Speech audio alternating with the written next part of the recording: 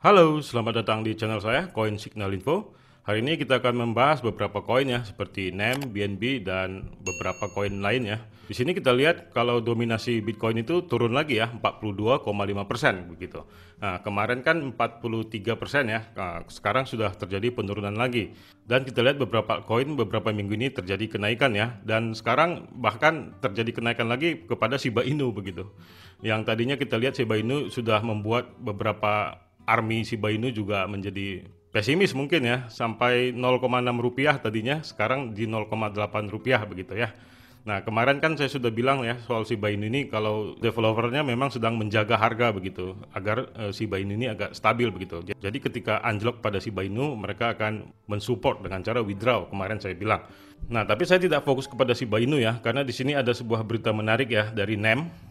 NEM mengumumkan hard fork ketujuhnya, Harlock begitu ya. Nah, ini hard fork tentang apa begitu? Jadi hard fork ini berbicara tentang node NEM akan memilih apakah akan bergabung atau tidak sebagai subrantai simbol begitu.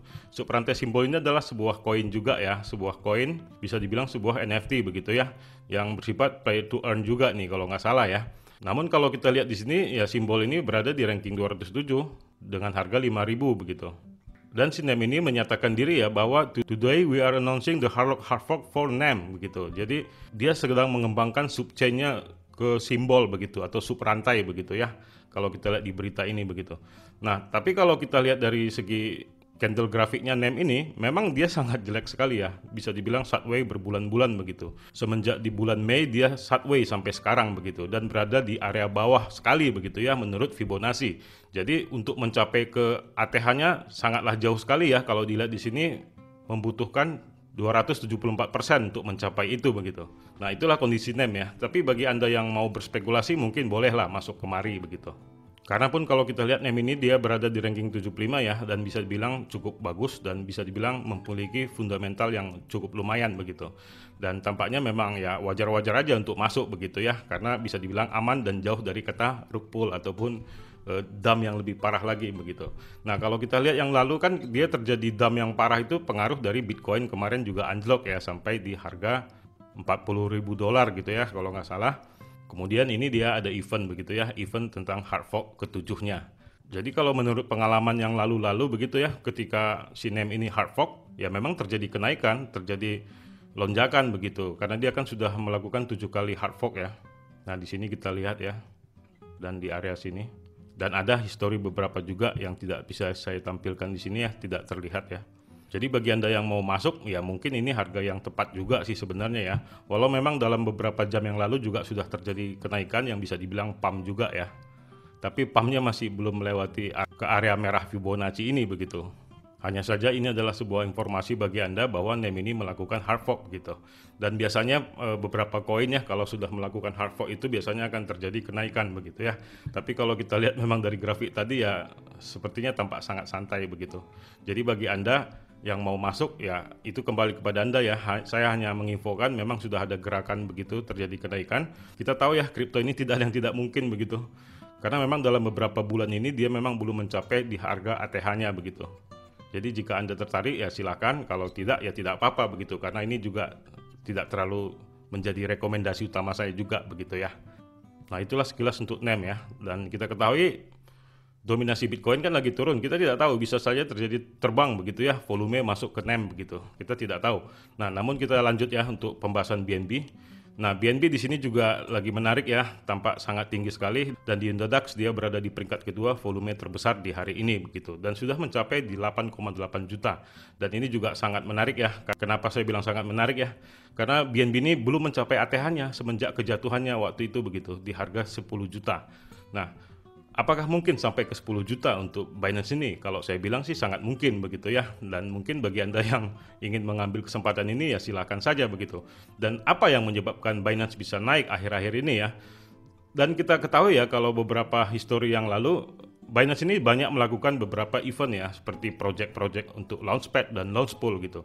Yang kita ketahui dan yang baru-baru ini saya bahas juga sudah ada 3 project, yaitu Launchpool, beberapa fan token, dan juga beberapa koin NFT untuk Launchpool-nya begitu. Dan kemudian juga dia ada berita menarik ya tentang Binance ingin bekerja lebih baik dengan regulator begitu. Jadi di regulator di beberapa negara begitu ya, dan dapat mendirikan markas, maksudnya headquarternya di Eropa begitu. Karena kan selama ini dia berada di Inggris ya, kemungkinan dia akan merambah ke Eropa begitu ya. Dengan yang kita tahu ya mata uangnya fiatnya adalah euro. Dan kita tahu Binance ini juga sudah beroperasi ya di sekitar 180 negara di seluruh dunia, dan bisa dibilang volumenya sangat besar ya, dan bertransaksi lebih dari 2 miliar US dollar. Jadi ini juga sebuah optimis dari pihak Binance ya, bahwa dia tetap berpikir masalah regulator ya kan. Dan kita ketahui beberapa waktu ini Binance juga sering diserang oleh FATF ya, yang bisa dibilang masalah regulator juga, khususnya di Amerika Serikat. Nah, mereka sekarang mencoba mendirikan markasnya di Eropa begitu, untuk lebih dekat gitu dengan regulator dunia begitu ya, karena bisa dibilang ya Eropa memang gudangnya uang ya, bisa dibilang juga ya, sebagai mata uang euro yang sudah mengalahkan nilai US dollar. Mungkin dia berpikir Amerika kalau banyak gaya terus ya, ya udah dia kerjasama dengan euro aja begitu. Dan itu juga mungkin membuat sebuah kekuatan baru buat dia gitu, dengan bekerja sama dengan euro ataupun di Eropa begitu.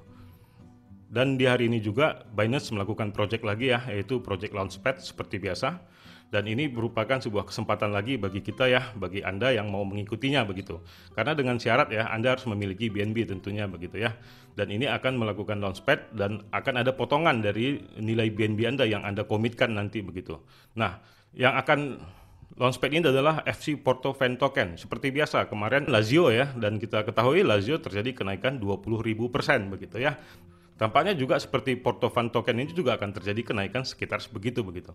Jadi prinsip daripada Launchpad ini, kalau saya pribadi, ketika dia launch ya kita jual aja udah begitu. Dan uangnya Anda boleh aja belikan kembali kepada Binance. Biasanya pada saat Fan Token ini akan launch, ya biasanya Binance akan terjadi penurunan juga begitu ya, tapi tidak tajam. Nah, mungkin itu jadi kesempatan untuk Anda untuk serok kembali si Binance-nya. Dan tentu saja Anda sudah mendapatkan keuntungan ya. Nah, itulah kelebihan dari Launchpad ini. Yang lalu-lalu juga sudah kita lihat ya, seperti Lazio, Beta Finance, Coin98 juga ya. Sangat fantastis sebenarnya keuntungannya. Memang di sini untuk mendapatkan keuntungan yang besar daripada project-project Launchpad dan Launchpool ini, memang harus dibutuhkan sebuah koin BNB ya, yang banyak begitu. Semakin Anda banyak memiliki BNB, semakin besar potensi Anda untuk mendapatkan koin baru ini begitu, yang akan terjadi kenaikan sampai 20.000%. Itulah kekuatan dari akun Binance ini ya, Anda bisa menghasilkan uang begitu, bisa dibilang beranak cucu nih uangnya. Jadi ketika Anda sudah memiliki BNB, Anda boleh masuk sekarang ya, ataupun commit nantinya. Tapi ini masih dalam masa nge-record ya, dia lagi masa penjelajahan berapa BNB Anda yang Anda miliki. Oleh karena itu usahakan BNB Anda berada pada spot begitu, agar dia tercatat di sini begitu, berapa BNB Anda yang akan komit begitu ya. Dan ini waktunya memang cukup masih panjang ya, 9 hari lagi begitu untuk periode berlangganannya.